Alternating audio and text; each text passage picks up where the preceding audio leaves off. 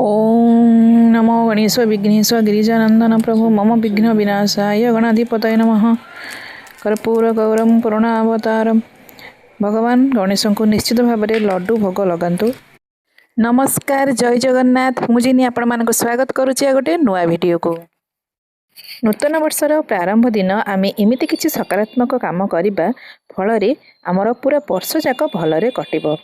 सकाळु आम प्रातः शीघ्र उठी पड़ा एवं ठाकुर को प्रणाम करवा जे आमर जहाँ भी किसी भल होई वर्षरे पुराणा वर्षरे से बहुत धन्यवाद एवं नूतन वर्षटी आमर सबु मनस्कामना को पूर्ण करू, आमर सबु लक्ष्य को पूरण करू।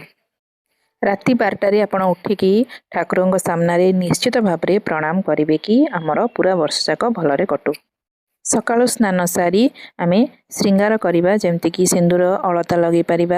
एपरी हलदिया वस्त्र, लाइट कलर वस्त्र जेकोसी भी पिंधि पारिबा, नुआ वस्त्र पिंधि पारिबा एवं तापरे ठाकुरंग काम प्रथमे करवा। बहुत भल दिन रे गुरुवार रे नुआ वर्षटी पड़ुची, से गुरुवार समस्त विधि जमती कि अपलोड करिछि चैनल रे, आपण माने जाइकि देखिदेबे। सबु विधि को करवा एवं स्वतंत्र किछि पूजा भी करवा, जोटा मी ए वीडियो रे मु देखैबी। घर बाहर आमे कलशटी निश्चित भाव में स्थापना करवा एवं स्वतंत्र भाव में भगवान गणेशंकर पूजा करवा। एही दिन श्री गणेश को आमे पूजा करने द्वारा गणेशंक कृपारू आमर पूरा वर्षटी सबु विघ्नर विनाश घटिबो एवं बहुत भल भाव में कटिजिवो एई वर्षटी। जेहेतु सबु कामर प्रारंभ में गणेश को प्रथमे पूजा करा जाए, सेमती वर्षर आरंभ भी आम भगवान गणेशंकर स्वतंत्र पूजा करवा। एही गोटे तंबा पात्र रे प्रथमे स्वस्तिकटी बनइबे, चंदन रे बनइबे एवं गणेशंकर विग्रह को सेठी स्थापना करी आमे गंगा पानी प्रथमे सिंचन करिवे पुष्परे एवं तापरे क्षीर स्नान करिवे, पंचामृत स्नान मध्य करि परिबे, जोटा कि बहुत भल हुए आम घर पाई। स्नान कला बेले ओम गणेशाय नमः, ओम गणेशाय नमः, ओम गणेशाय नमः बोली पारिबे, गणेश वंदना बोली पारिबे एवं स्नान कर सारी मु एबे पुणी आउथरे भल जल स्नान कली एवं एभली भाव में गोटे सफा कपड़ा रे ठाकुर को भल भाव में पोछि देली। जेहेतु आम आज स्वतंत्र भाव में गणेशंकर पूजा करुचे, से टिके आगु मु एभली गोटे स्वतंत्र आसन भगवान पकई देछि एवं सेथिरे मु आज भगवान को विराजमान करैछि।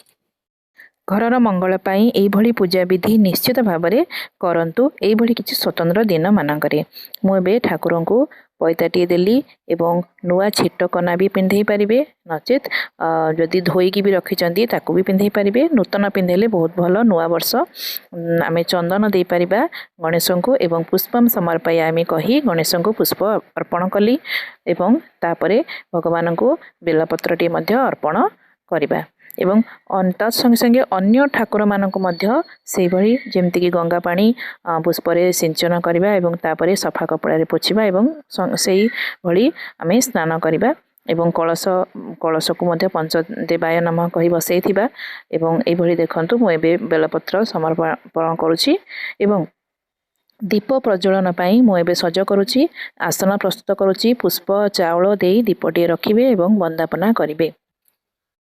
कर्पूर गौरम करुणावतारम संसार सारम भुजगेन्द्रहारम सदा वसंतं हृदयारविंदे भवम भवामी सहितम नमामि। एभली मंत्र आपण माने बोली पारिबे एवं भगवान को लड्डू निश्चित भाव में भोग लगा जाए। मोतीचूर लड्डू, बुंदी लड्डू मध्य भोग लगे पारिबे। यापर घर ठाकुर को पूजा करेंगे, भोग लगेबे, वृंदावती को पूजा करेंगे, महालक्ष्मी को पूजा करेंगे एवं यही दिन कर्पूर आरती करें एवं झुणा धूप भी आरती करें। पूरा घर जाक ताकू बुले देबे। पूजा कर सारी ठाकुर पाखरे संकल्प नहीं पारिबे जे एही वर्ष रे आमे किछि एही कामटी निश्चित भाव में हासिल करिया पई चेष्टा करिबु। जेमिति कि ओजन कमेबा पई व्यायाम करिया पई संकल्प नहीं पारिबे, किछि जॉब करिया पई संकल्प नहीं पारिबे, किछि भल काम करिबा पई संकल्प नहीं पारिबे, किछि खराब काम को भी परित्याग करिबा पई संकल्प नहीं पारिबे। एही दिन रे राग, ईर्षा एवं अभिमान ठारू दूर रे रहिबे। जेते चेष्टा करेंगे शांत रहिबा पई एवं कली ठारू दूर रे रहिबे, पारिवारिक कली रु मध्य दूर रे रहिबे।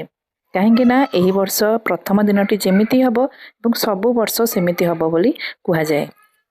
ଗୁରୁବାର ଏବଂ ନବବର୍ଷର ପ୍ରାରମ୍ଭ ମଧ୍ୟ ପଇସାର କାହାକୁ ଦେବେ ନାହିଁ କିମ୍ବା ପଇସା କାହାଠୁ ଧାର ଉଧାର ଆଣିବେ ନାହିଁ। ନିଜର ଯଦି କିଛି ଖର୍ଚ୍ଚ ଦରକାର ତାହେଲେ ଆପଣମାନେ କରିପାରିବେ, କିନ୍ତୁ କରଜ ଦେବେ ନାହିଁ। ନୂତନ ବର୍ଷରେ ନିଶ୍ଚିତ ଭାବରେ ମନ୍ଦିର ଦର୍ଶନ କରିବାକୁ ଯାଆନ୍ତୁ। ମନ୍ଦିରରେ ଶିବଙ୍କ ମନ୍ଦିରକୁ ଯାଇପାରିବେ, ହନୁମାନଙ୍କ ମନ୍ଦିରକୁ ଯାଇପାରିବେ ଏବଂ ଯେଉଁ ମନ୍ଦିର ଆପଣଙ୍କ ପାଖରେ ଅଛି ମନ୍ଦିର ଦର୍ଶନ କରିବା ପାଇଁ ନିଶ୍ଚିତ ଭାବରେ ଯାଆନ୍ତୁ। ଏବଂ ଟିକେ ଧ୍ୟାନ ରଖନ୍ତୁ ଯେ ମନ୍ଦିରରେ ଆପଣ ଦାନ ନିଶ୍ଚିତ ଭାବରେ କରିକି ଆସିବେ। ଏହି ଦିନ ଦାନ ପୁଣ୍ୟ ନିଶ୍ଚିତ ଭାବରେ କରିବା ଉଚିତ। ତାହେଲେ ଭିଡ଼ିଓଟିକୁ ଏତିକିରେ ରଖୁଛି। ଯଦି ଭଲ ଲାଗିଥିବ ଲାଇକ୍ ନିଶ୍ଚିତ ଭାବରେ କରିବେ, ସବସ୍କ୍ରାଇବ୍ ନିଶ୍ଚିତ କରିବେ ଏବଂ କମେଣ୍ଟରେ ଲେଖିଦେବେ ଜୟ ଜଗନ୍ନାଥ। ନବବର୍ଷର ସମସ୍ତଙ୍କୁ ଅଭିନନ୍ଦନ ରହୁଛି। ଜୟ ଜଗନ୍ନାଥ।